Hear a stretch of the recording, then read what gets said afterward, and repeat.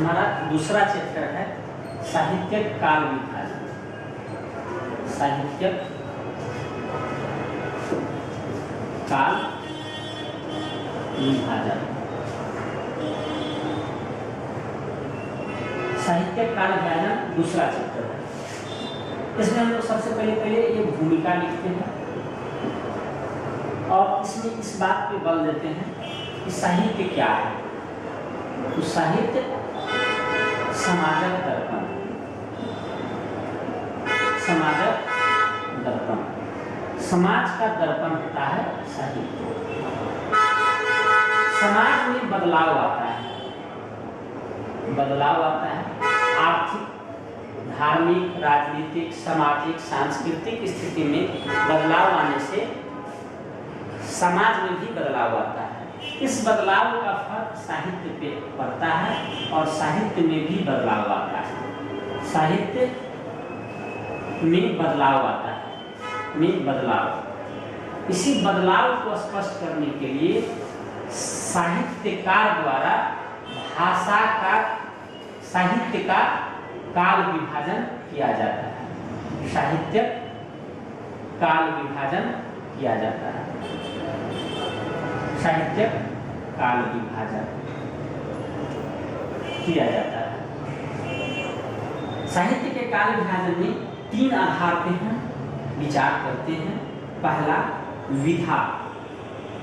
विधा मतलब गद्य, पद्य एवं नाट्य।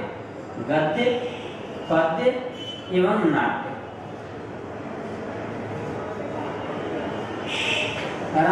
दूसरा आता है प्रगतिशील साहित्यकार। प्रगतिशील साहित्यकार रामानाथ झा इसमें 2 व्यक्ति के नाम पर मैथिली का काल विभाजन किए हैं, चंदा झा और विद्यापति।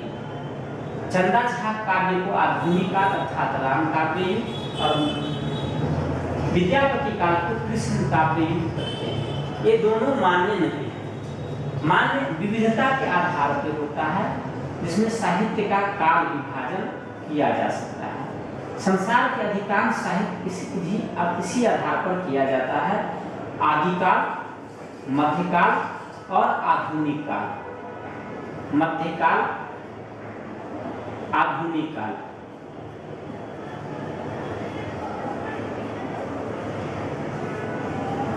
लेकिन इसमें निश्चित काल क्रम को लेकर के मतभेद है।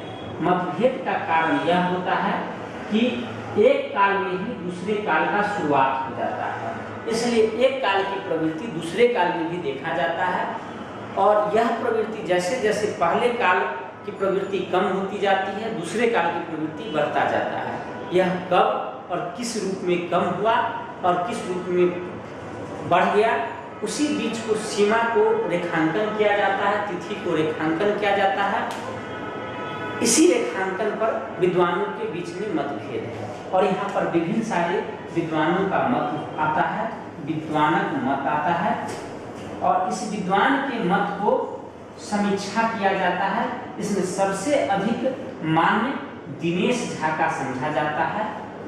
दिनेश झा विभाजन समझा जाता है क्योंकि इन्होंने साहित्य में के परिवर्तन के जो विचारधारा होता है, मानक होता है, उसको माने हैं। जैसे साहित्य धारा में बदलाव, जैसे राजनीतिक सत्ता में परिवर्तन, जैसे साहित्य लेखन में परिवर्तन, इन लोगों को इन्होंने माना है। इसलिए इनका तर्कपूर्ण, वैज्ञानिक एवं समीचीन समझा जाता है।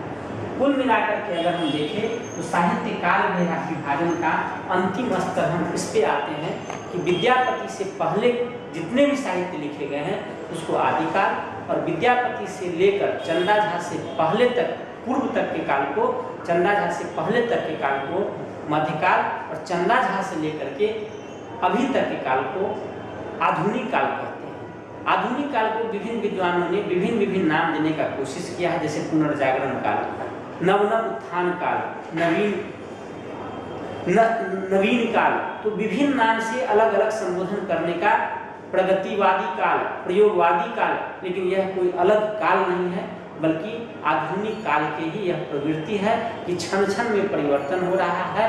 यह आधुनिक काल का विशेषता है, स्वयं में कोई नया काल नहीं है।